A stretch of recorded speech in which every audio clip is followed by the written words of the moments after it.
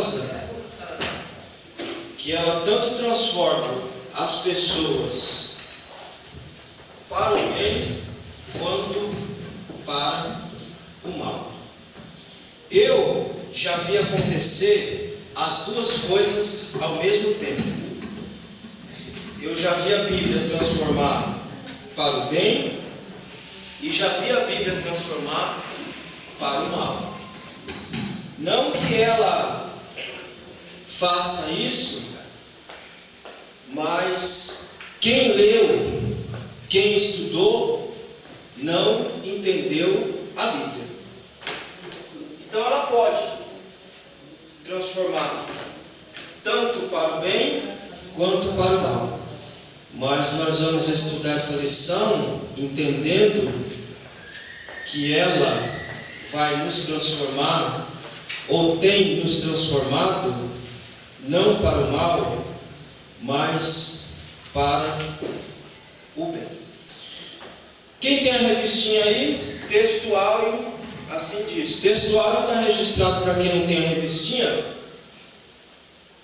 está registrado em Hebreus, capítulo de número 4, versículo de número 12, que assim diz: porque a palavra de Deus é viva e eficaz e mais penetrante do que qualquer espada de dois gumes, e penetra até a divisão da alma e do espírito, e das juntas e medulas, e é apta para ensinar, é apta para discernir os pensamentos e intenção do coração.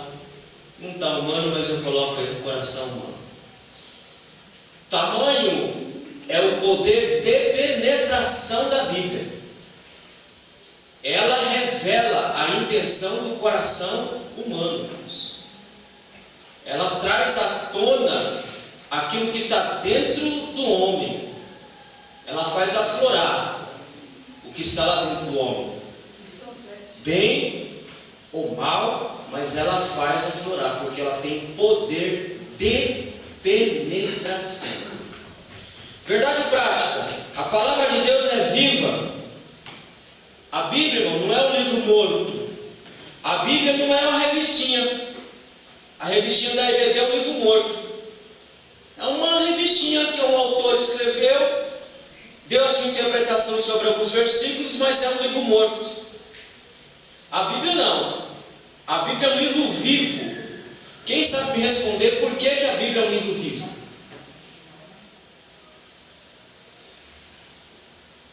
Por que a Bíblia é um livro vivo? E não sei o que está falando, é a própria Bíblia. Porque a palavra de Deus, ela é viva, eficaz, porque quando ela vai, ela opera e faz o que tem que fazer. Por que a Bíblia é um livro vivo? Se renova todos os dias. Porque a palavra de Deus é vida? Hã? Porque a palavra de Deus é vida? Porque o seu autor é vivo. A palavra de Deus, ela é viva porque Deus é um Deus vivo. Deus não é Deus de mortos, Deus é Deus de vivos. E ela é eficaz naquilo que ela sai, ela produz aquilo que ela tem que produzir, porque o poder da palavra está ancorada no seu autor. Por isso ela é um livro vivo e um livro eficaz. Aquilo que ela sai para fazer, ela faz. Aquilo que ela diz que vai acontecer, acontece, porque ela é viva. A leitura em classe está lá em Hebreus. Quem não tem revistinha, abre em Hebreus capítulo 11, do versículo 11, capítulo 4, versículo 11 a 13. E depois 2 Coríntios capítulo 10, do verso 4 a 6. Hebreus 4, do verso 11 a 13, assim diz: procuremos, pois, entrar naquele repouso, para que ninguém caia no mesmo exemplo de desobediência. Aqui ele está falando do povo no deserto. Porque a palavra de Deus é viva e eficaz, e mais penetrante do que qualquer espada de alguma de dois gumes. E aqui ele está fazendo referência a tudo aquilo que foi feito lá no deserto. Por que ele disse que ela é viva e eficaz? Porque no deserto Deus trouxe à tona o que tinha no coração de uma geração inteira. Os irmãos sabem que a geração que saiu do deserto, do Egito, não é a mesma que entrou em Canaã. Amém ou não amém? Amém. E os irmãos sabem que uma geração ela dura mais ou menos quantos anos? 40 anos. É contado uma geração? 40 anos. A palavra de Deus ela é bem eficaz. Por quê? Porque Deus disse, olha, nenhum dos que estão saindo do Egito entrarão na terra da promissão, a não ser Josué e Caleb. A Bíblia diz que a palavra de Deus ela é viva, ela é eficaz. Deus lançou a palavra, digo, olha, essa geração não vai entrar, por conta do relatório dos espias que se acovardaram. Então Deus disse, essa geração não vai entrar, mas a próxima vai entrar. E Deus cumpriu cabalmente com a sua palavra. Enquanto não tombou o último homem que saiu do Egito, o povo não entrou na terra. O povo só entrou quando uma geração inteira passou.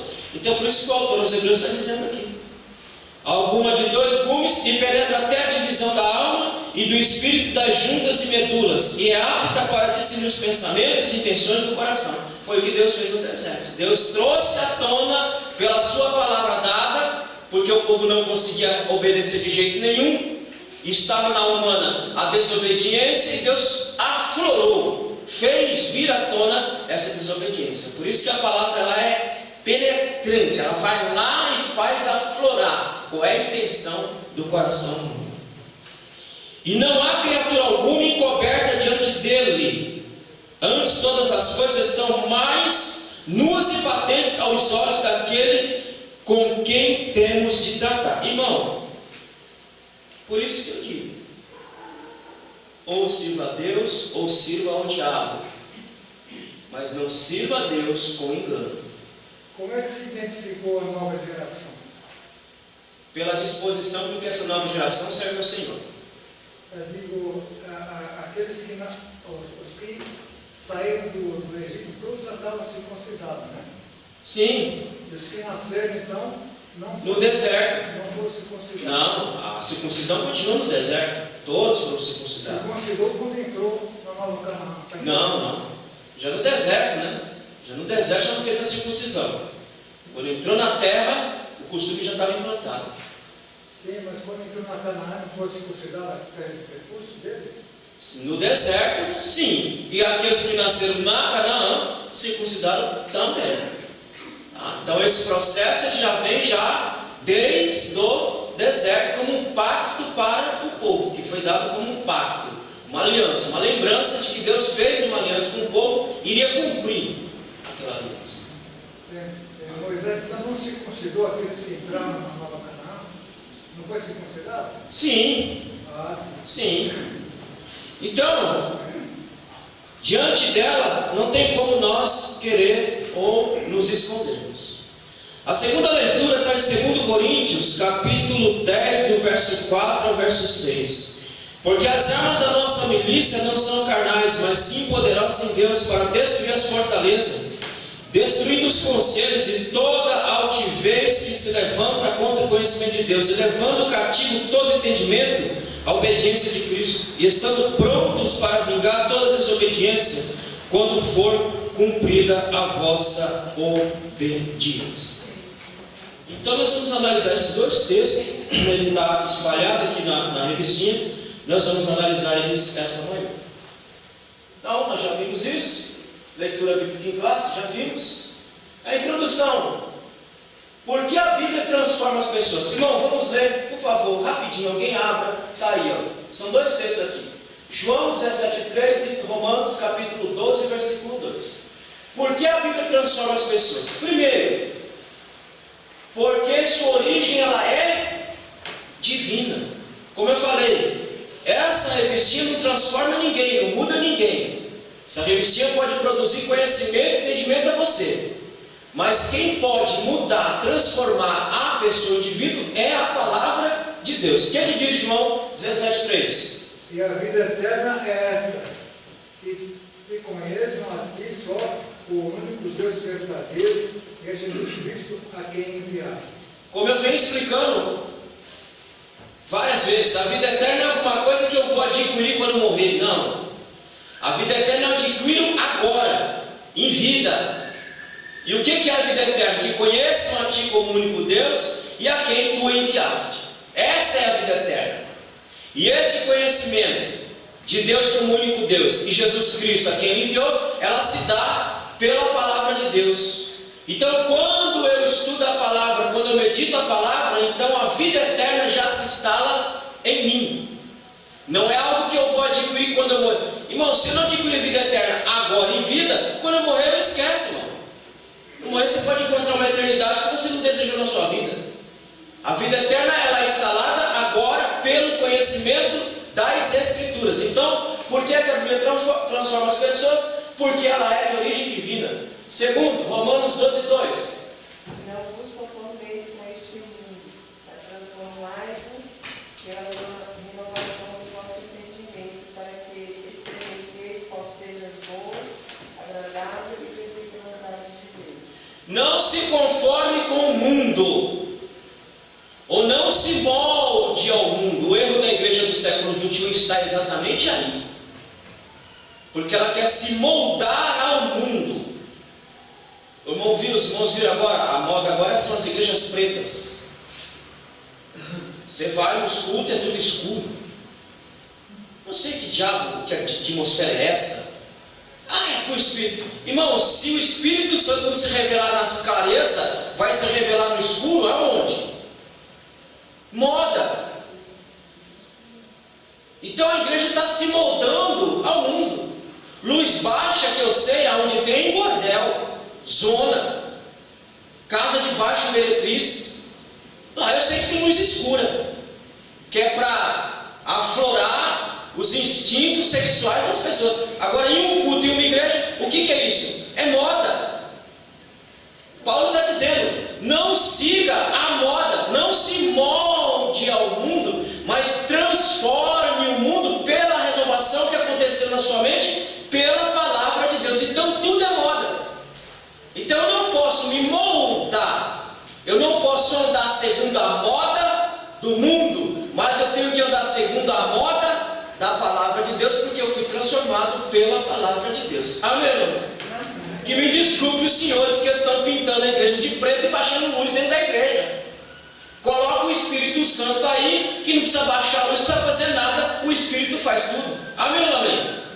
Se o Espírito não trouxer avivamento, se o Espírito não trouxer alegria, se o Espírito não trouxer vida para nós, não vai ser luz baixa, não vai ser parede preta que vai trazer isso, irmão. O problema não é o ambiente, o problema são as pessoas que fazem o ambiente. Amém, irmão?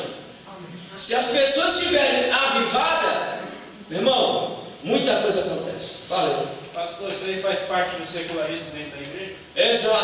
Exatamente. É o secularismo entrando. Aquilo que faz parte do mundo vem para dentro da igreja. E aí não vai dar muito certo.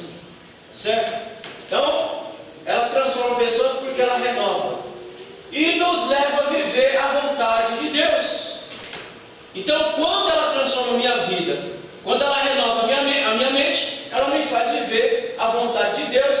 Anula os conselhos do mundo. O mundo não passa a ditar a minha vida, o mundo não passa a me aconselhar, mas eu sou aconselhado, sou guiado, orientado pela palavra de Deus e somente pela palavra de Deus. Então ela tem esse poder de me fazer viver a vontade de Deus, de anular os conselhos do mundo e nos faz viver em humildade. Entendeu, irmãos? Por que ela é viva e eficaz? Porque ela tem esse poder de me fazer viver a vontade de Deus. Ela tem esse poder de fazer anular os conselhos do mundo sobre minha vida e me faz viver em humildade diante do Senhor. A Bíblia é a palavra viva de Deus. A palavra de Deus é viva e eficaz. Aí no Hebreus, no capítulo de número 4, versículo 12, porque a palavra de Deus é viva. Na verdade, como não dá para colocar isso no português porque não funciona muito bem, mas deveria estar escrito assim: A palavra de Deus é vivendo, ato contínuo. Se a palavra estiver viva em você todos os dias, ela vai ser eficaz todos os dias na sua vida. Por isso que o autor coloca: a palavra de Deus é viva, ou seja, a palavra de Deus vivendo. Se ela estiver dentro de você todos os dias, ela vai transformar, ela vai anular, ela vai fazer você viver a vontade de Deus, ela vai fazer você viver em humildade. Se ela estiver vivendo se ela estiver todo dia operando na sua vida. Amém?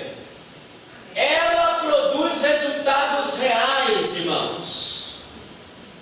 A Bíblia produz resultados reais. Quem era você? Já parou para pensar? Eu não vou dizer para os irmãos não se ofenderem, né? Senão os irmãos vão ficar ofendidos, então eu não quero. Eu vou dizer a mim: eu era um traste. Era um traste, uma imundície que não valia, não prestava. Não valia o feijão que comia eu. Não valia o feijão que comia eu. Mas como a palavra, ela é poderosa, e ela vivendo em mim, ela produz resultados reais. Qual é o resultado real? Um traste, não valia o feijão que comia, hoje está aqui diante dos senhores e senhoras, falando a poderosa palavra de Deus, porque a palavra, quando ela entrou, ela produziu um resultado real. Qual é o resultado real? Mudança de vida para a glória de Deus. Amém? Então, ela produz resultados reais, pois tem o poder de penetrar na alma humana e transformar esta alma. Qual é o problema de muitos crentes? É que tem muita gente que está no nosso meio que ainda não é filho de Deus. Tem muita gente que está no nosso meio ainda, como diz o próprio Jesus falou para os escribas: sepulcro caiado, pintado de cal, de branco por dentro, mas por fora, mas dentro é uma podridão só. Por quê? Porque a Bíblia não está vivendo ainda nessa pessoa. Se ela não está vivendo ainda nessa pessoa, ela não pode produzir o resultado real, que é de transformar, de mudar, que é o tema da lição. Ela tem poder para transformar a minha vida, a sua vida, para a glória de Deus. Amém? Portanto, que todo dia, toda hora eu tenho que estar lendo, tenho que estar estudando, para que eu possa ser transformado diariamente. E a transformação ela é diária, até a vida de Jesus ou até você cair duro no chão. Então ela tem esse poder de transformar. Por isso que ela é a palavra de Deus. Ela não é a palavra do homem, ela é a palavra de Deus. O pecado impede a produção de vida em nós. Está lá em Hebreus capítulo 4 e versículo de número 6. Vamos ler. Hebreus capítulo 4 e verso 6. Rapidinho, quem achou, lê para mim. Visto, pois, que resta que alguns entrem nele, e que aqueles a quem primeiro foram pregadas as boas novas não entrarão por causa da desobediência. Pronto, ele está dizendo o povo do deserto. Esse povo não entrou porque o pecado entrou na vida deles e impediu a palavra de produzir resultado real. Portanto, vão tombar no deserto.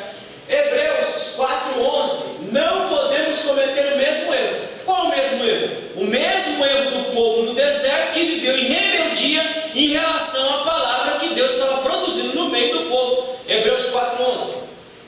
Procuremos, pois, entrar naquele repouso, para que ninguém caia no mesmo exemplo de desobediência. Qual é o exemplo de desobediência? O povo no deserto. Deus falando e o povo desobedecendo. Deus falando e o povo desobedecendo. Então o pecado entrou, impediu a palavra de transformar aquela geração inteira. Caíram todos no deserto e foram tombados. Deve ser obedecida para evitar o juízo. Deuteronômio capítulo 32, versos 46 e 47. Vamos ler. Disse-lhe: aplicai o vosso... E outro já abre aqui nos textos de baixo. Pode ler, pode ler, pode ler. E disse-lhe: aplicai o vosso coração toda palavra, todas as palavras que eu vos testifico entre vós, para que recomendais a vossos filhos, para que tenham cuidado de cumprir toda a palavra desta lei. essa fica errada aqui, depois eu arrumo. Ela deve ser obedecida para evitar juízo. Aí o povo lê isso aqui no Antigo Testamento, mas isso é no Antigo Testamento, então bora para o Novo então?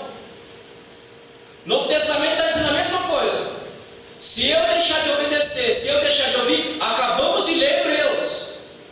Não cometa o mesmo erro do povo no deserto, porque se você cometer o mesmo povo, o juízo também virá sobre sua vida. Então, irmãos, quando o pecado entra, impede a produção de vida. Quando o pecado entra, cometemos o mesmo erro do povo, de rebeldia.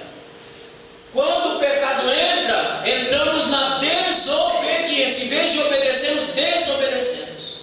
Portanto, a palavra produz e transforma quando o pecado não impera e não está na nossa vida.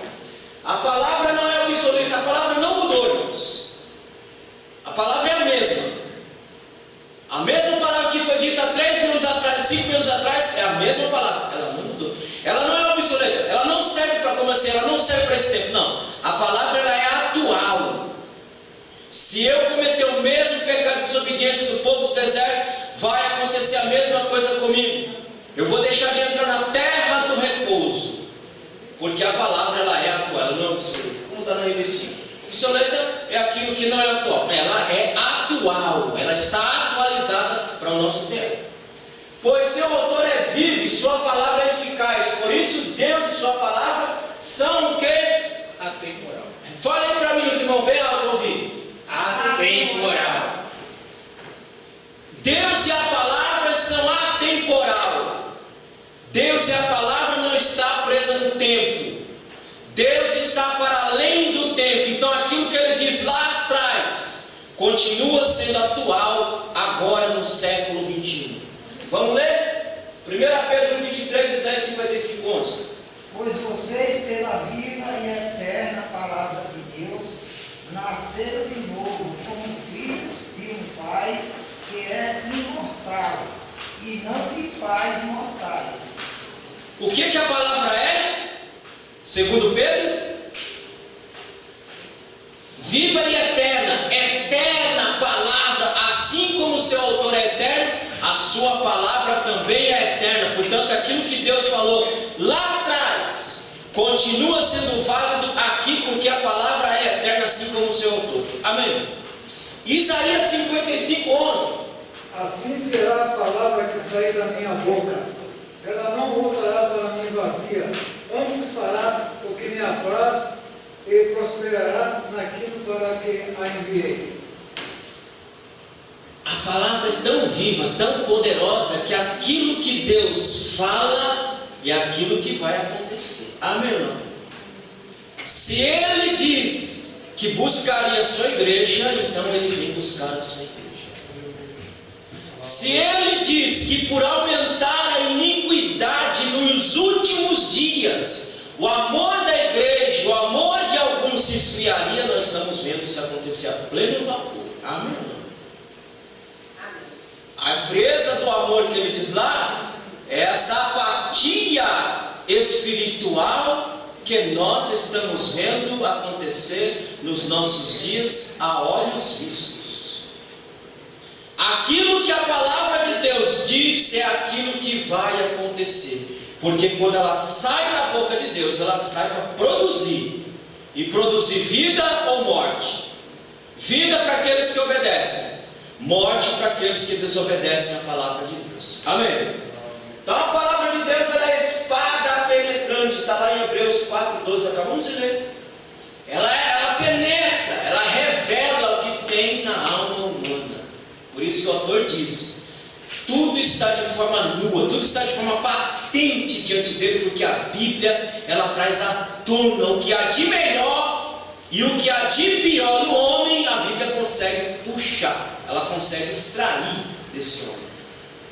Essa figura de linguagem mostra que a palavra é poderosa para penetrar na alma humana, revelando o seu pecado e transforma o homem. Vamos ler Efésios 6:17 e Gálatas 5:17. Vamos ler. Recebem a salvação como capacete e a palavra de Deus como a espada que o Espírito Santo lhe dá. E Gálatas 5,17? Porque a carne cobiça contra o Espírito, e o Espírito contra a carne. A esses opõe-se um ao outro, para que não façais o que quereis. Pronto. Os dois textos se coadunam. Ela revela, ela traz aquilo que tem na alma do indivíduo. Porque a palavra, ela é poderosa, ela é espada penetrante. A figura de linguagem é essa. Ela revela aquilo que está mais escondido, mais profundo na alma humana. A palavra de Deus consegue trazer à tona, porque não tem como nós nos esconder do Deus da palavra. Amém ou não? A Bíblia é poderosa, a Bíblia é viva porque ela tem o seu autor, o Deus da palavra. Muitas pessoas não querem o Deus da palavra. Muitas pessoas só querem os benefícios do Deus da palavra. Muitas pessoas estão sem nada, sem benefício e sem o Deus da palavra. Amém? Amém. Ou eu recebo o pacote inteiro, metade não. Ou eu recebo o Deus da palavra e sua palavra, ou só os benefícios, eu não vou receber nenhuma coisa e nem outra, eu vou ficar sem as duas. E se ficarmos sem as duas, a nossa sorte será a mesma sorte do povo que saiu do Egito e nem entrou na terra da promissão. A palavra de Deus é apta para discernir, é o que está lá no capítulo 4, versículo 12. Olha lá, na última parte. E é apta para discernir os pensamentos e intenções do coração. Irmãos, olha o que você tem diante de você aí. Você tem alguma coisa que é como que se fosse um espelho para você, para te mostrar quem você é e para mostrar para você o que tem dentro do seu coração. Essa figura de linguagem mostra o poder de penetração da palavra na alma humana e mostra a intenção do nosso coração. Não é o que diz o versículo 13 aí do capítulo 4 de Hebreus? Ele diz assim: e não há criatura alguma encoberta diante dele. Antes, todas as coisas estão nuas e patentes aos olhos daquele com quem temos de... Ô irmão, muita gente pensa que o povo tem que tratar comigo. Não é comigo que ninguém vai tratar nada. Aqui eu só faço dar uma regra, uma orientação. Ou quem quiser ouvir, que ouça. Quem não quiser ouvir, que se lasque lá do outro lado, porque eu não posso fazer nada. Me desculpe a expressão, irmão. Me desculpe a expressão. O que é que eu posso fazer? Eu posso guiar, eu posso orientar. Se a pessoa não quer ouvir a minha orientação, não quer ouvir o conselho que eu dou, o que vai acontecer com essa pessoa? Vai se lascar lá do outro lado. Por quê? Porque ela não quer ouvir a orientação que sai da boca de um comedor de arroz e feijão que está sob a orientação de um Deus poderoso e glorioso que manda o conselho para a pessoa. Ora, se ela não quer ouvir, ela vai se arrebentar em algum lugar, em algum momento da sua vida. E se lasca mesmo. Eu sou longe dele. Então, o máximo que eu posso fazer é isso. Mas ninguém vai tratar comigo. Vai tratar com Deus da palavra. E não tratar com Deus da palavra, olha, não é uma coisa muito agradável. Vai tombar no deserto. Se Deus não tiver misericórdia dessa pessoa, vai tombar no deserto. E tombar no deserto agora significa morte eterna, perdição eterna. Por quê? A Bíblia é tão poderosa que ela revela o que é no coração humano. Ela penetra e ela diz qual é a intenção dessa alma. E revelando a intenção dessa alma vai ter que tratar com o nosso Criador. Se ela tombar no deserto, irmão, aí já era. Mas se ela tratar e continuar em pé no deserto, ouvir a lição e colocar em prática, irmão, eu já falei aos irmãos, eu não dou conselho mais não dou não. Eu só dou conselho a quem me pede. Porque quando alguém pede, é porque se alguém está disposto a ouvir. E se está disposto a ouvir, está disposto a cumprir, a colocar aquilo em prática. Porque tem muita gente que eu aconselhei e eu só perdi o meu tempo. Eu não tenho tempo para perder, meu tempo precioso. decidiu fazer do jeito delas. Irmão, eu estou vendo dia a dia a coisa dando errado.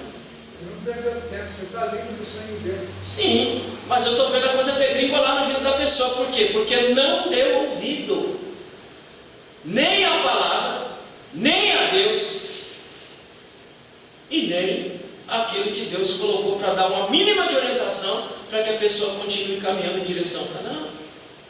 Então, a pessoa vai ter que tratar com esse Deus. E quando Deus começa a tratar com o seu povo, Ele é Pai. Mas Ele é um Pai... Irmão, Deus não é um Pai bobo. Deus não é um Pai do século 21. Os pais do século 21 é uma água. Deus é um Pai do século eterno. Diz o autor, e aos hebreus mesmo, que Ele é Pai. E como Pai, o que Ele faz? Ele corrige, Ele disciplina, Ele ensina os seus filhos no caminho que deve andar. E a disciplina de Deus é rígida, ela não é dura, ela é rígida. Ela é rígida e eficaz para aqueles que se deixam corrigir por Ele. Porque tem uns crentes, irmão, que não se permite corrigir por Deus de forma nenhuma. Aí Deus faz como Paulo. Entrega essa alma ao diabo, para ver se pelo menos salva a alma. Porque é um incorrigível quanto mais. Como Deus ama aquela alma, aí Ele vai corrigir com toda a rigidez da disciplina, para recuperar aquela alma. Amém? Paulo fez com o Alexandre lá por ele, né? Entrega, para ver se pelo menos salva a alma. Até irmãos, se a gente pregar e falar assim, mas não pode fazer isso, porque Jesus é amor. Tá, esqueceu que Ele também é o Pai. Aí esquece da justiça, né? Porque a gente fala assim, vem desse amor de Deus, a misericórdia, então assim, lá na época da lei, como diz, antes só ela pega a prostituição, ela só era corrigida quando ela pecava no ato. Ela estava lá pecando, fazendo tudo, mas enquanto ela não tivesse sido pega, ela estava lá levando um bolinho, um pássaro, sendo para perdoar os pecados dela. Hoje não, Jesus disse no coração, pensar na mente. Se colocou lá, brotou, nasceu na própria alma, pecou ali. E o juízo vai vir, porque Deus ama. Se Deus ama, Ele vai corrigir essa alma, porque Ele quer recuperar a alma. Prazer de Deus não é que ninguém se perca. Prazer de Deus é que todos se salvem. E para salvar Ele vai corrigir essa alma. Amém? Se nos voltarmos para Ele, seremos salvos de nós mesmos. Irmão, nós temos que ser salvos, não é do diabo. Já expliquei isso aqui várias vezes. Não é do diabo que nós temos que ser salvos.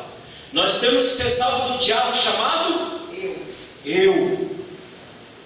É desse diabo que ele vem nos salvar. Ele vem nos salvar do diabo chamado Luiz.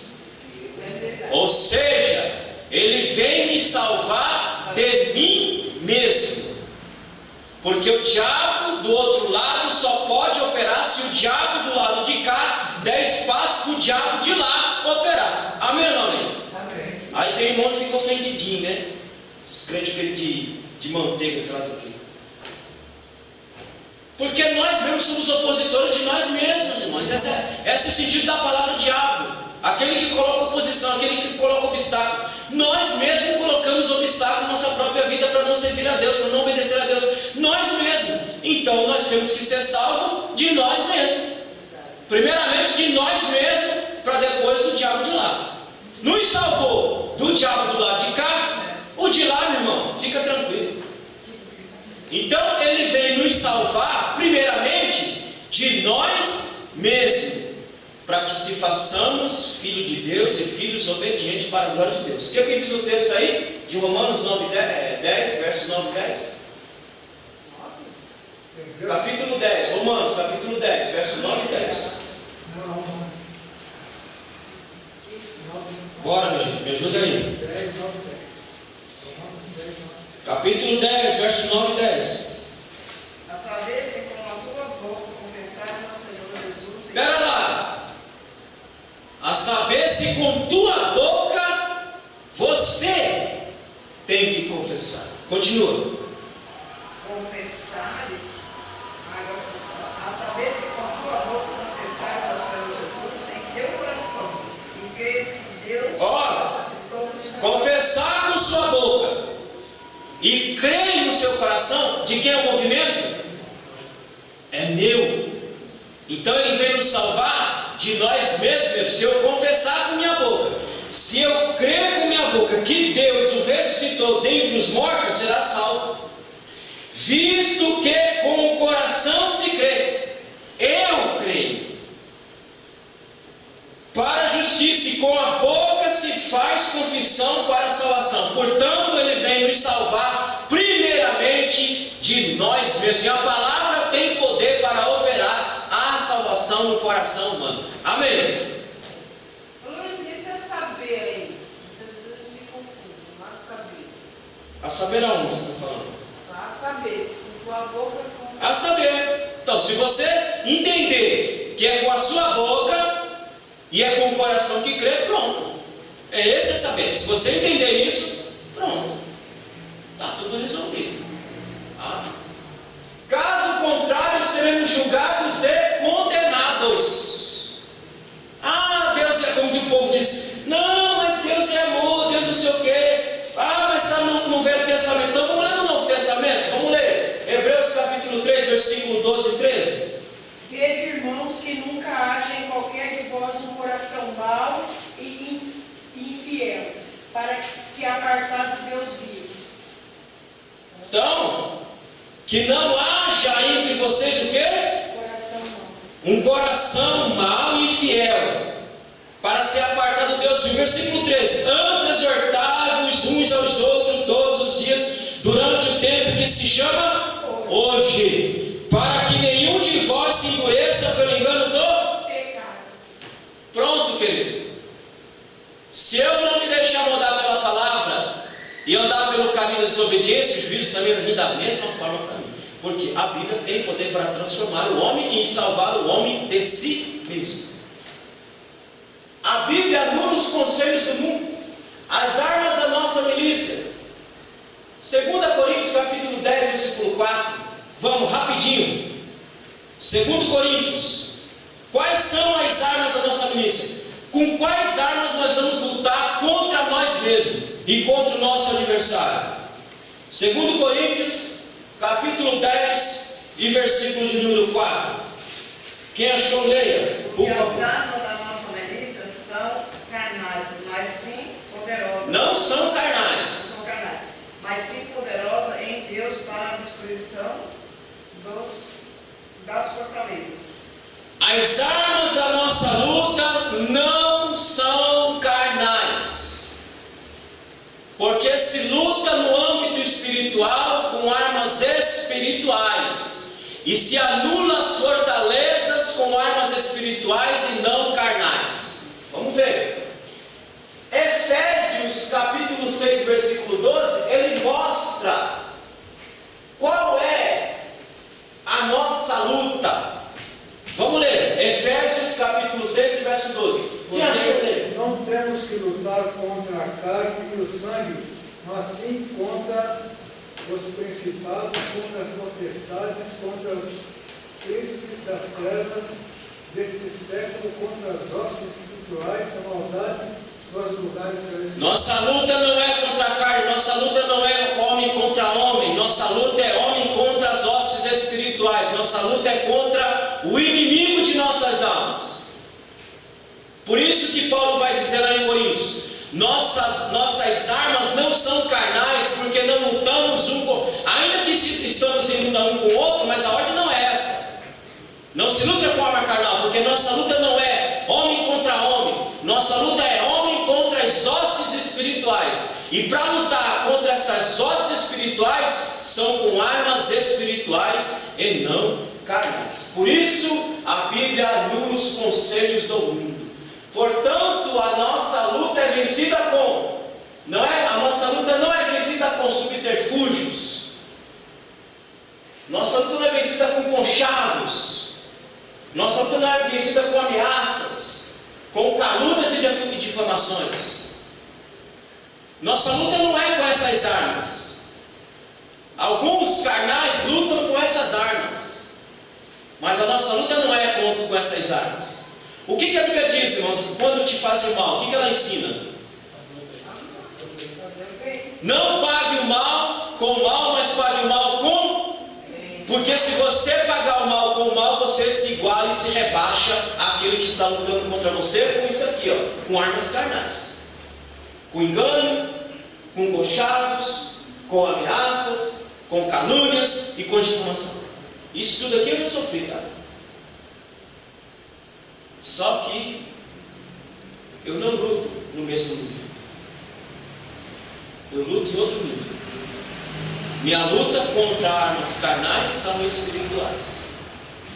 Porque é assim que se luta. Por isso que Paulo diz: não se luta com armas carnais. Porque nossa luta não é homem contra homem. Nossa luta é homem contra as hostes espirituais.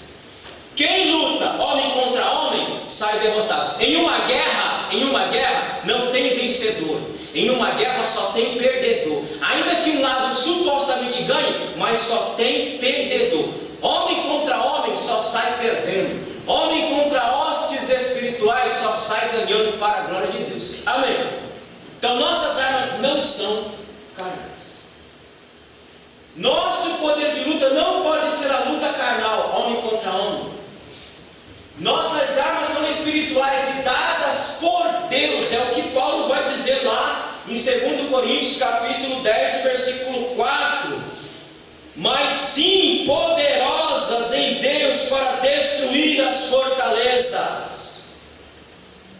Por que vencemos a nossa luta? Porque nossas armas são espirituais. Quais são as nossas armas? A palavra de Deus, a oração e a consagração de vida. É com essas armas que lutamos e vencemos contra as hostes espirituais. É com estas armas que você vence o homem que quer lutar contra você. Quando alguém se levantar para lutar contra você, irmão, não vai usar as mesmas armas que ele. Não use. Quando um homem se levantar para lutar contra você, use as armas que são poderosas em Deus, e Deus te dará a vitória. Mas se você usar as mesmas armas, vão ser dois derrotados. Será o que está lutando e será você que vai lutar contra ele. Não. Lute com as armas espirituais e você sairá vencedor desta luta. Amém. Então nossas armas são poderosas em Deus porque elas são espirituais e elas são dadas por Deus. Olha aí as nossas armas. O conselho é nos revestir da armadura de Deus que está lá em Efésios capítulo de número 6. Qual é a arma? Capacete da salvação. Blinde a sua mente com a palavra. Espada do Espírito. Irmão, tudo que está aqui, tudo que está aqui está relacionado com a Bíblia. Não tem para onde você fugir, não. Blinde sua mente com a palavra. Espada do Espírito. Use a palavra para batalhar. Lombos cingidos com a verdade. O cinto era colocado para dar firmeza na roupa e também para o indivíduo conseguir correr, porque todo mundo antigamente vestia era vestido, não era só as mulheres, todo mundo. Então o homem, quando ia para a batalha, quando ele tinha que sair andando rápido, ele amarrava um cinto que é para o manto ficar bem firme e ele ter mobilidade para poder correr ou andar. Irmão, quem luta com a Bíblia, ele tem mobilidade para lutar essa guerra. Ele tem jogo de cintura para lutar essa guerra. Pés calçados no Evangelho da Paz. A Bíblia diz que se nós estivermos firmados na areia, o que acontece? A casa cai. Mas se estivermos firmados na rocha, que é Cristo, pode vir vento, pode vir o que for, você continua firme e forte ali. Percebe que Efésios capítulo 6, tudo gira em torno da palavra. Qual que é o outro aí? Que eu não estou vendo direito aqui. Lê no versículo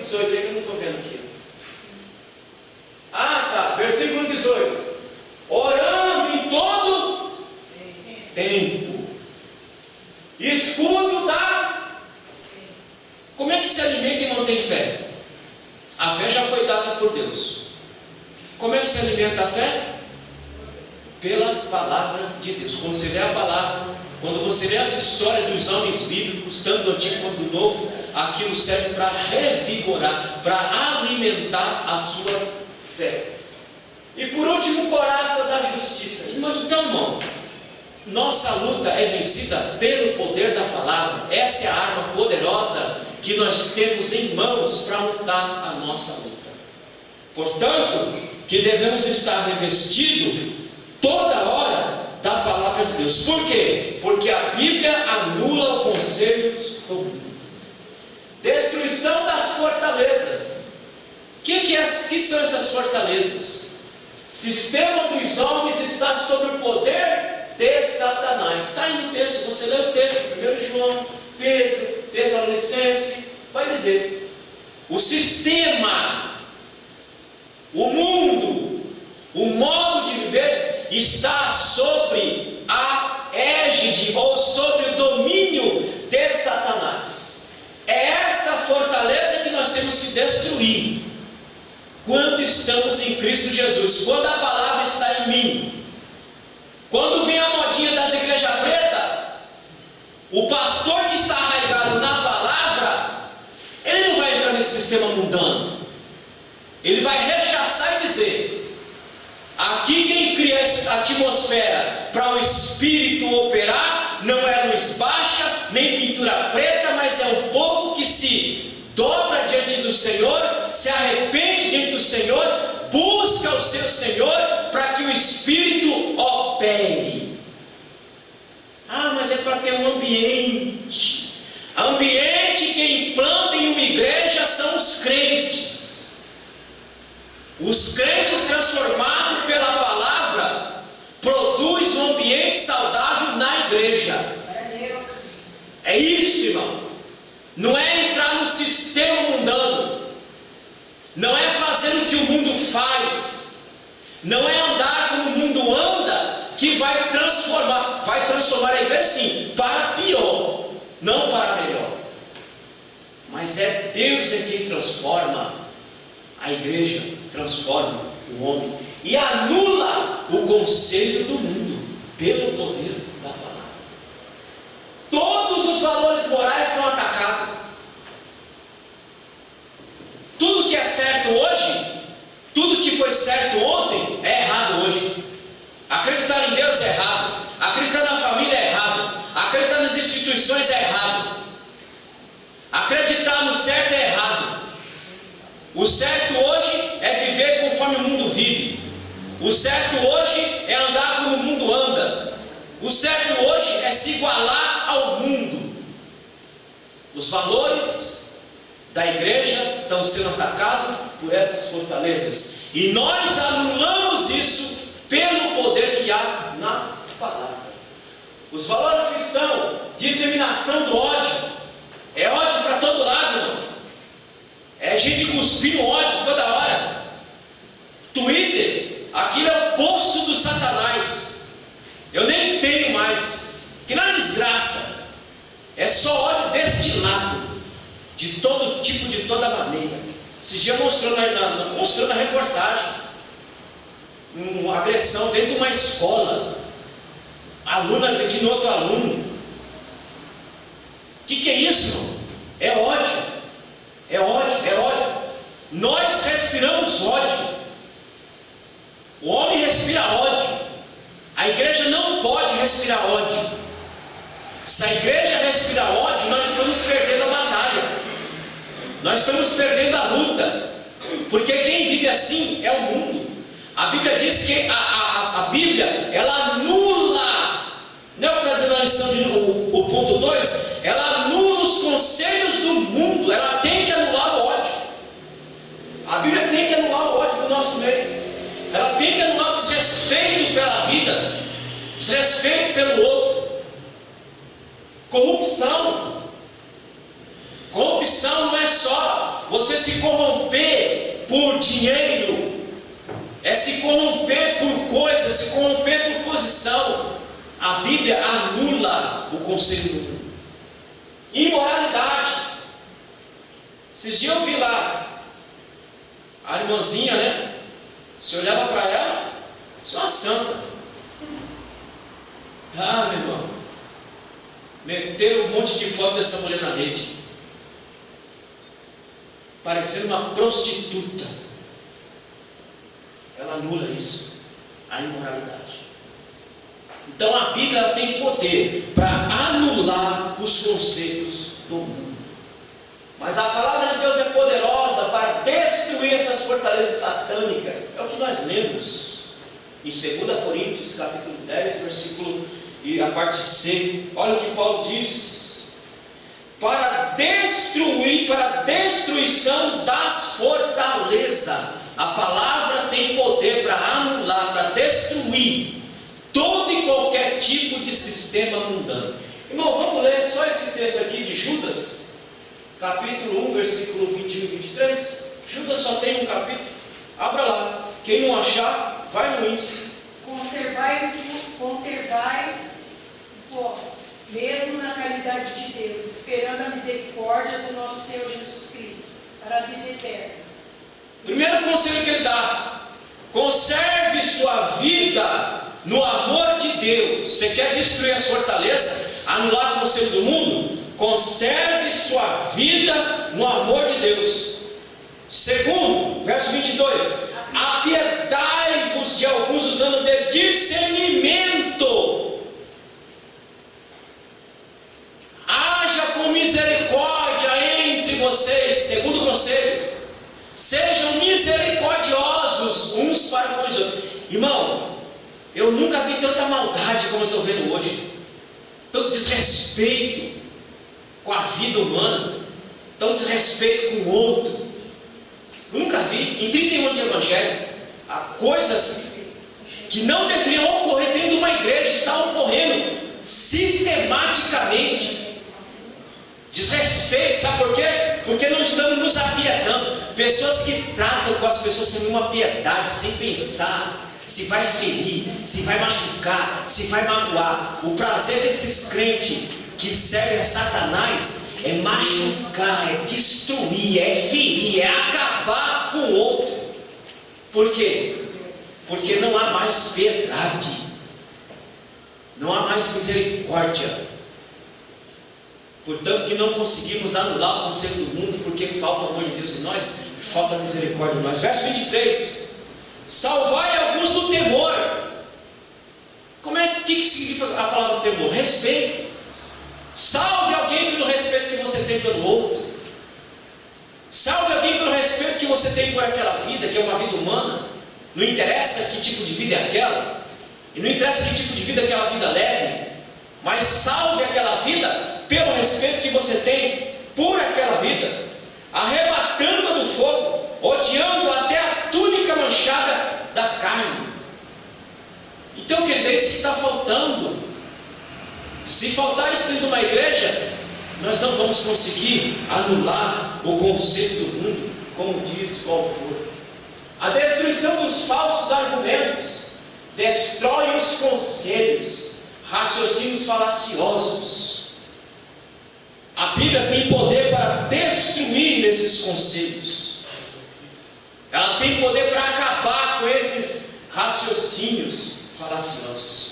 Só ela pode fazer isso. O que são esses raciocínios falaciosos? São ideologias falsas que procuram afastar pessoas da verdade da palavra. Ideologia anticristã. O que são essas ideologias? Ateísmo. Não existe Deus. Deus é uma mentira. Deus é uma invenção. Deus é uma hipótese. Deus é uma criação dos discípulos. Deus não existe. É esse tipo de raciocínio que a Bíblia tem poder para anular, para dizer: não, Deus é real, Deus existe, Deus é poderoso. Segundo, relativismo. Hoje a gente fala: não, irmão, nada a ver. Não é bem assim. Foi assim antigamente. Foi assim antigamente o quê? É assim, sempre vai ser. Mateus capítulo 5, versículo 17 e 18. Nenhum tio, foi isso que você estudou semana passada, nenhum tio, nenhum J deixará de ser cumprido. Tudo vai ser cumprido. Eu não posso relativizar a Bíblia. Eu não posso dizer: não, isso foi naquele tempo. Isso é relativizar relativizar. Isso foi naquele tempo, hoje não é mais assim, não. Isso foi naquele tempo e continua sendo nesse tempo. Se eu mudei, se você mudou, o problema é nosso. A palavra continua a mesma, ela não muda. Então a Bíblia, ela anula esse conceito de relativizar a palavra de Deus. Secularismo, essas modas que entram, volta e meia entra dentro da igreja, e eu já passei por várias delas. A secularização da igreja, a aproximação da igreja com o mundo, a aproximação da igreja com a ideologia, a aproximação da igreja com o seu sistema, com os seus valores. A Bíblia tem poder para anular tudo isso. Marxismo. Irmãos, eu só não vou explicar aqui, depois se quiser saber o que é isso aqui, entra no meu canal, tem 3 aulas lá falando sobre marxismo. Marx criou um sistema político para melhorar o mundo, para trazer igualdade na sociedade. Irmão, a teoria dele é tão ruim, tão podre, tão nefasta, que não resolveu nem a própria vida do Criador. Marx vivia de favor. Marx era um pobre, um miserável, um desgraçado, que vivia de favor. Engels, que foi um amigo dele, um homem rico, bancava Marx, porque ele mesmo não tinha dinheiro. E aonde o marxismo foi implantado, só houve destruição e morte. Só houve destruição da fé. Aonde tem marxismo, não existe fé. Não há liberdade. Aonde tem comunismo, só tem desgraça, pobreza, fome, destruição, roubalheira, tudo que não presta. Mas a Bíblia tem poder para anular isso tudo. O conceito do mundo. Nós não somos regidos por ideologia. Nós somos regidos pela palavra de Deus. Nós somos orientados pela palavra de Deus. Não somos regidos por ateísmo, por relativismo, por secularismo ou por marxismo. Nós somos regidos pela palavra de Deus. Amém? Amém. Porque só ela tem poder para acabar, para destruir as fortalezas de Satanás. Por isso que nossas armas são poderosas em Deus. E todo tipo de heresia que afasta o homem da cruz. Essas coisas, irmãos, elas afastam as pessoas de Deus. Não só afasta as pessoas de Deus, mas afasta as pessoas das pessoas. Porque o intuito de nosso adversário é exatamente esse: é afastar as pessoas das pessoas e tornar as pessoas animais ferozes. É o que nós estamos vendo. As pessoas são animais ferozes, perigosos, que se você fizer alguma coisa, você pode esperar uma reação violenta. E tem muito crente comunista. Mas a Bíblia tem poder para anular os conselhos do mundo. Ela tem poder. Não sabe que o comunismo é ateísta. O comunista é ateu. Irmão, tudo que pertence ao mundo está sob a égide do demônio. Tudo. Tudo lá está sob o domínio do Satanás. Tudo. Por isso que nós temos que ser regidos por Deus e pela sua palavra. Esses dias eu coloquei lá no meu Facebook: para que votar? Para que votar? Não precisa votar. Você vota para o instrumento. Não precisa votar. Porque nada muda. Continua a mesma miséria. O município de Itaquá. Isso aqui é uma desgraça. Deus me perdoe. Você não tem saúde aqui em Itaquá. Você não tem saúde em Itaquá. Você não tem. Você morre à míngua. Nem um miserável de um teste de Covid você consegue fazer em Itaquaquecetuba. Cadê? Então você vai abraçar esse mundo velho? Mas a palavra tem poder para anular os conceitos do mundo. O meio de anular essa fortaleza é o convencimento do erro pela palavra de Deus. Conhecereis a verdade vos só. A destruição de toda altivez. Deus é poderoso para anular toda a presunção humana de se opor a Ele.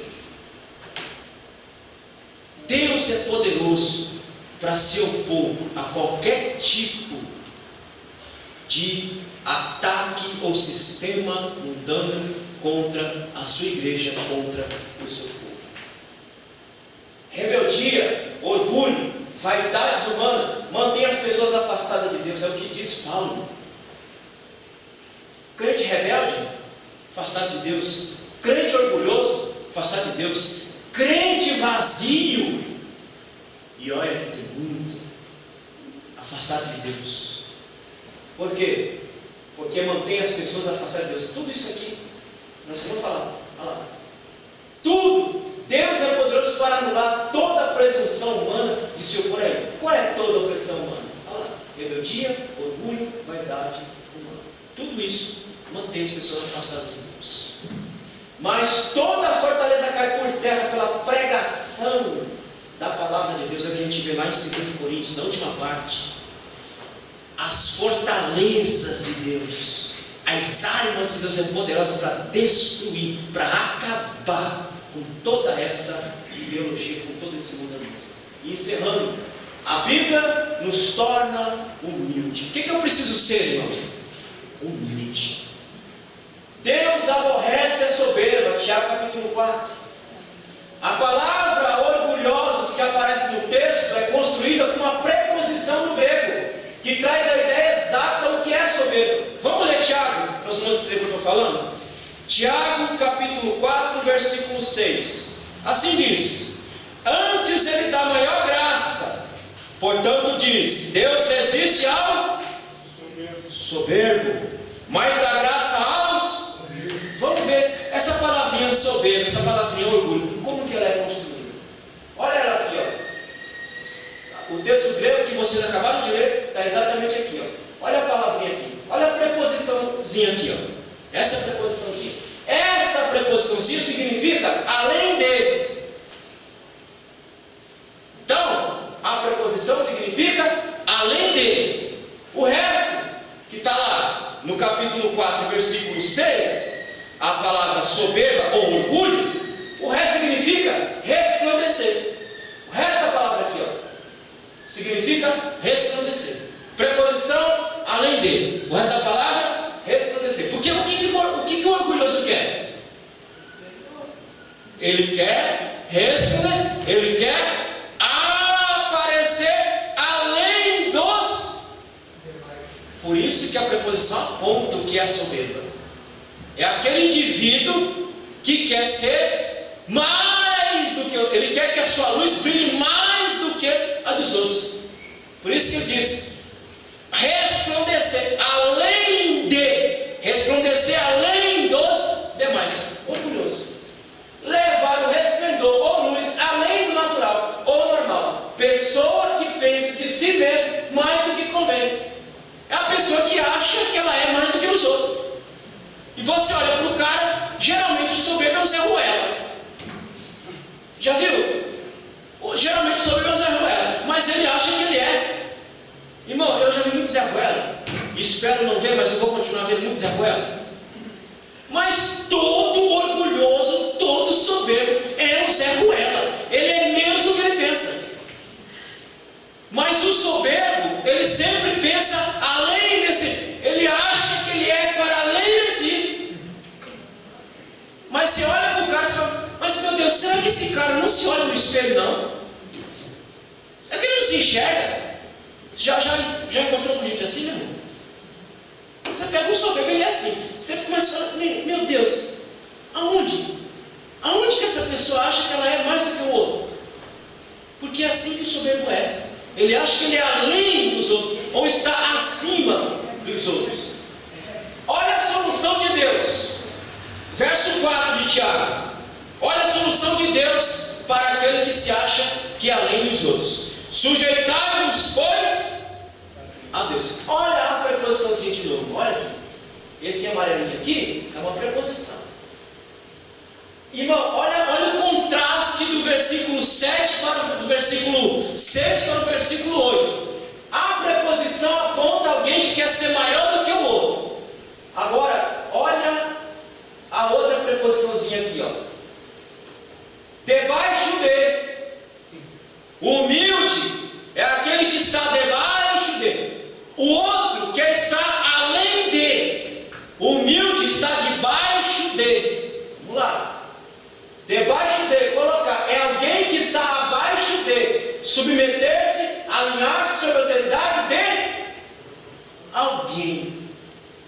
Aquele que é orgulhoso, aquele que é soberbo, anda pelo mesmo caminho de Satanás, porque Satanás não quis se estar abaixo de Deus em momento nenhum. O orgulhoso, o soberbo, ele não obedece nem a Deus, irmão, nem a Deus, porque ele se acha tão dono de si, que ele acha que Deus está com ele em toda a besteira que ele faz. Então o orgulhoso, ele não vai nunca estar debaixo dele. Ele nunca vai estar debaixo de autoridade, nem de Deus e nem de ninguém. Se o soberbo não consegue se colocar debaixo da autoridade de Deus, irmão, ele vai se colocar debaixo da autoridade de um comedor de arroz e feijão? Nunca. Mas a solução para o orgulho é isso aqui, ó. Sujeitai-vos, pois, a Deus. Esteja debaixo da autoridade. Alinhe-se à autoridade de Deus. E você vai ver a sua vida prosperar para a glória de Deus. Amém. Deu para os irmãos entender? Então, a Bíblia, como diz o ponto que nós estamos estudando, a Bíblia nos torna humilde. Irmão, quando você pegar um crente soberbo, você pode ter certeza que esse cara não sabe nem o que é Bíblia. Porque quem lê Bíblia, quem estuda a Bíblia, aprende a ser humilde diante de Deus e diante dos homens. Há entre nós, quando eu digo há entre nós, eu digo no corpo de Cristo como um todo, muitas pessoas que não estão debaixo nem da autoridade de Deus, e muito menos de pastores, muito menos de igreja. Ele faz do jeito que ele quer, da hora que ele quer, da loucura que ele quer, ele faz, porque ele não está sob orientação debaixo dele. Vamos lá, versículo 10, Tiago 4,10. Humilhar-se, sujeição e humilhação nos leva a... Olha, irmão, para onde a sujeição nos leva? Primeiro, obedecer à vontade de Deus, e a ela nos sujeitamos. Tiago capítulo 4, versículo 8, olha o que ele diz: chegai-vos a Deus e ele chegará a vós. Aquele que se humilha se achega a Deus. Ele nos liberta de nós mesmos. Tiago 3,15, olha o que ele diz: essa não é a sabedoria que vem do alto, mas é terrena, animal e diabólica. Aquele que está debaixo da autoridade de Deus, debaixo do Senhor, da sua orientação, ele recebe sabedoria divina, não sabedoria humana. É o que está dizendo aqui o autor. Por isso que ele diz: nos liberta de nós mesmos, da nossa vã sabedoria, e nos concede saber verdadeiro. Versículo 17 do capítulo 3. Mas a sabedoria que do alto vem é primeiramente pura, porque ela não se soberbece. Depois, pacífica, moderada, tratável, cheia de misericórdia e de bons frutos, sem parcialidade e sem hipocrisia. Tudo isso é para aquele que se coloca sobre a sujeição de Deus. Irmão, por isso que eu estou orando a Deus. Eu estou orando a Deus agora. Eu mudei minha oração. Eu digo: Senhor, manda crente que ame ao Senhor. Manda crente que ame ao Senhor. Porque, irmão, quem ama ao Senhor, é isso aqui que nós estamos lendo aqui, ó. Primeiramente, sabedoria ela é pura, pacífica, moderada, tratável, cheia de misericórdia. Irmão, quanta gente que não sabe tratar, quanta gente que não sabe conversar, quanta gente que não sabe dialogar, quanta gente que não sabe conviver, porque falta sabedoria do alto. E falta sabedoria do alto porque essa pessoa não está sob sujeição de Deus, é por isso que falta. E nos concede saber verdadeiro. Todo esse movimento feito pela palavra de Deus transforma a nossa vida. Não é o que nós estamos lendo. A Bíblia transforma as pessoas. Tiago capítulo 1, versículo 21. Irmão, se quiser ligar o ar-condicionado, liga, já estou terminando. Tiago 1, 21. Por isso, rejeitando toda imundície, superficialidade, de malícia, recebei com mansidão a palavra em voz enxertada, a qual pode salvar o quê? Nossas almas. Irmão, deixa a palavra entrar, deixa a palavra ser enxertada, porque ela vai salvar ela de você mesmo. Versículo 22, e sede cumpridores da palavra, e não somente ouvintes. Tem muitos ouvintes. Por isso que eu oro: Senhor, manda crente que ama o Senhor. Porque crente que ama o Senhor não vai ser só ouvinte, ele vai ser praticante. Ele vai praticar aquilo que ele diz, ele vai praticar aquilo que ele fala, aquilo que ele ensina. Ele vai praticar, enganando-vos com falsos discursos discurso. Então, sede cumpridores da palavra, e não somente ouvintes, enganando-vos com falsos. Quantos falsos discursos nós estamos ouvindo, irmãos? Nossa, é demais da conta. É só discurso, é só discurso, é só discurso, é só discurso. E vida mesmo, prática, muito pouco. Eu tenho lutado todo santo dia para viver aquilo que falo, para ensinar e viver aquilo que falo. Todo santo dia eu estou lutando. É difícil, é difícil. Mas eu tenho lutado com Deus para Deus me ajudar a viver aquilo que falo, aquilo que ensino, aquilo que prego, para eu não ser um falso enganador no meio do povo de Deus. Quantos falsos enganadores há no corpo de Cristo? Só falam, mas não vivem aquilo que estão falando. Então, isso a Bíblia faz, ela transforma a minha vida quando eu deixo ela entrar. Cristo é o nosso exemplo de humildade. Você quer aprender a ser humilde? Ele é o nosso exemplo. Está aí Filipenses, João 3,14, Filipenses 2,8. Filipenses diz 2,8 que ele foi tão humilde que ele foi obediente até morte de cruz. Ele é o seu exemplo a ser seguido. Não sou eu. Ele é o exemplo a ser seguido. Cristo é o exemplo. Ele disse que devemos aplicar tudo isso a nós mesmos. João 13,15. Esse é o padrão. Qual é o padrão? Seguimos o exemplo de Cristo. Não é seguir o exemplo do pastor Luiz. Não, meu exemplo não. Siga o exemplo de Cristo. É o padrão. Ele é o padrão. Ele é a regra. Ele é o exemplo para ser seguido. Cristo é o exemplo para ser seguido. Quem aplica isso em sua vida, segue o exemplo de Cristo. É o que Pedro diz. Vamos ler só esse texto. 1 Pedro, capítulo 2, e versículo 21. Porque para isso sois chamados, pois também Cristo padeceu por quem? Por nós. Para quê? Deixando-nos o exemplo para que sigais as suas pisaduras. Por que a gente não segue o exemplo dele? Por que a gente insiste em seguir a nós mesmos? Por que nós insistimos em continuar fazendo as coisas do mesmo jeito, da mesma forma? Porque nós não queremos abrir mão de nós mesmos para sermos um Cristo na terra. Nós queremos ser nós, mas não queremos sermos um Cristo. Então, o padrão é seguir o exemplo de Cristo e não o nosso. A humildade é uma virtude. O reino é conquistado pelos humildes. Aqui está lá, em Mateus 18. Só os humildes alcançarão o reino de Deus. Só a conversão verdadeira muda a nossa forma pecaminosa, o que diz Paulo em 1 Coríntios capítulo 6. Só a conversão verdadeira muda a forma do homem viver. Quem se converteu mudou a forma. Quem se convenceu continua na mesma forma. Que há uma diferença entre estar convertido e convencido. Agora em agosto, uma irmã, se eu estiver vivo até lá, eu vou.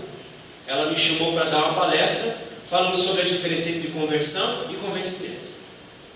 Quem se converteu de verdade mudou a forma.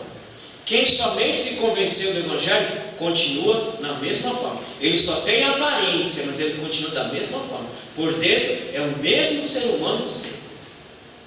Devemos andar segundo a nossa chamada.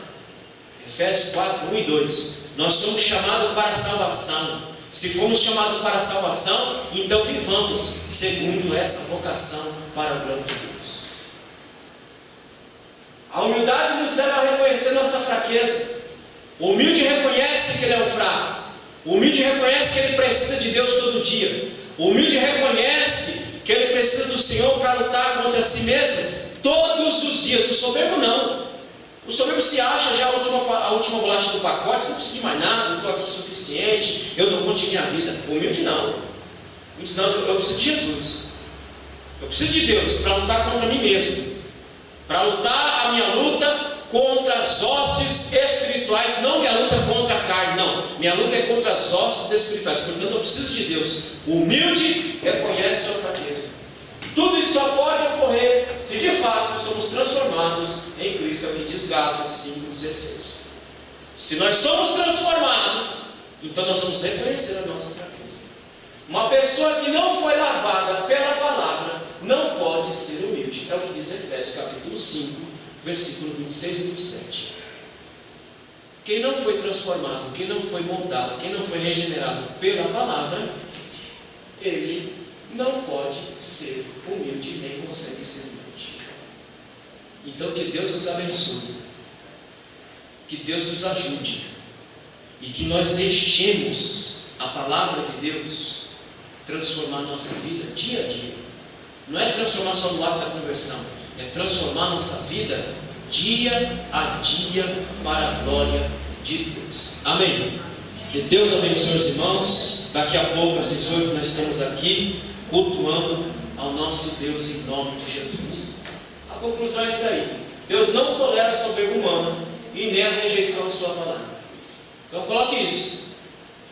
Deus não tolera nem a soberba humana e nem a rejeição à sua bendita palavra.